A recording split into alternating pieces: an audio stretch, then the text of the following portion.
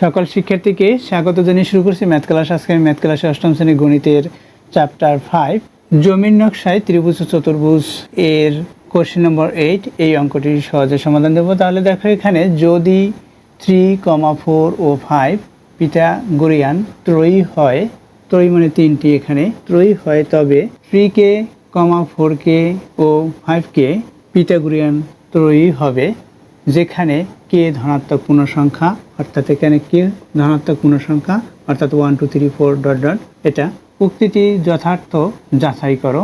উক্তিটি যথার্থ যাচাই করব আমরা জানি পিথাগোরিয়ান ত্রয়ীর শর্ত।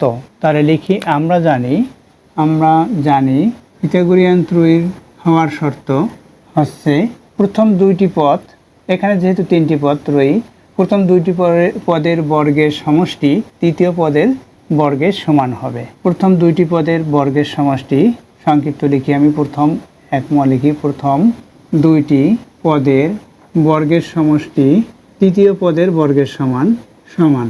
সুতরাং 3, 4 ও 5 থেকে পাই 3 square plus 4 square equal 5 square, বা 9 প্লাস 16 ইকুয়াল 25, অর্থাৎ 3 × 3 9, 4 × 4 16, 5 × 5 25 হলো। বা এটার সাথে এটা প্লাস করি, 16 সাথে 9 প্লাস করলে 25 ইকুয়াল এখানে 25, অর্থাৎ প্রথম দুইটি পদের বর্গের সমষ্টি পেয়েছি আমরা, এটা তৃতীয় পদের বর্গের সমান। এটা এখানে পিথাগোরিয়ান ত্রয়ী হবে এটা। সুতরাং left side equal right side, অর্থাৎ এটি পিথাগোরিয়ান ত্রয়ী। সুতরাং 3, 4 ও 5 পিথাগোরিয়ান ত্রয়ী।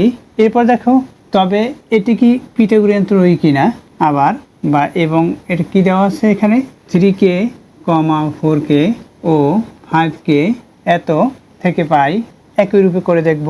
অতএব 3k এখানে square plus 4k square equal 5k, এভাবে ব্র্যাকেট দিয়ে হোল স্কোয়ার দিতে হয়।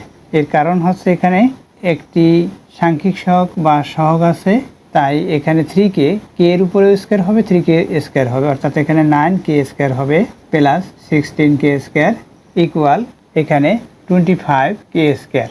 অর্থাৎ এখানে কি হয় আমরা প্লাস করি, বা 25k স্কোয়ার ইকুয়াল এখানে 25k স্কোয়ার।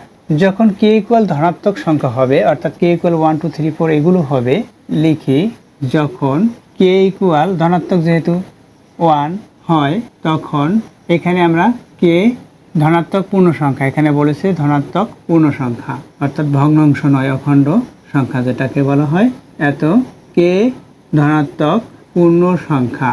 এটা যেখানে k ধনাত্মক পূর্ণ সংখ্যা, যখন k ইকুয়াল 1 হয় তখন কি হবে, এখানে 25 ইন্টু 1k স্কোয়ার, আমরা গুণ চিহ্ন দিয়ে বুঝাই, ডট গুণ না দিয়ে, 1k স্কোয়ার ইকুয়াল এখানে 25, এখানেও 1k স্কোয়ার হবে যেহেতু k ইকুয়াল 1।